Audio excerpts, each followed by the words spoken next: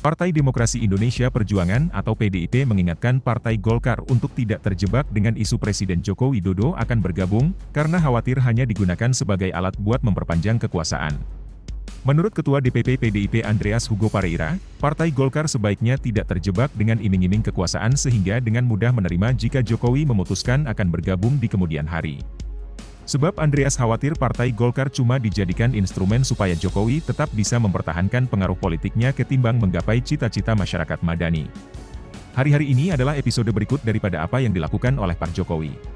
Sekarang Golkar atau mungkin partai yang lain gitu. Sehingga beliau eksis di dalam proses kekuasaan ini, kata Andreas dikutip dari Kompas TV, Selasa, 12 Maret 2024. Andreas memperingatkan Jokowi bisa melakukan manuver politik itu berkaca dari isu gejolak yang terjadi di masa pemerintahannya.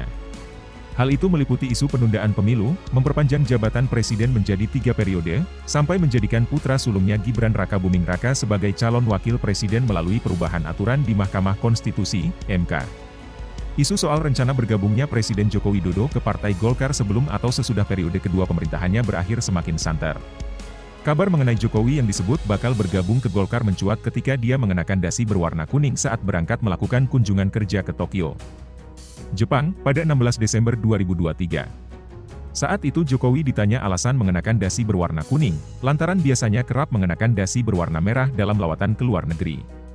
Sampai saat ini status Presiden Jokowi sebagai kader Partai Demokrasi Indonesia Perjuangan menjadi dipertanyakan, meskipun partai berlambang banteng bermoncong putih itu tidak pernah secara tegas menyatakan Download status Tribun keanggotaan X Jokowi. sekarang, menghadirkan lokal menjadi Indonesia.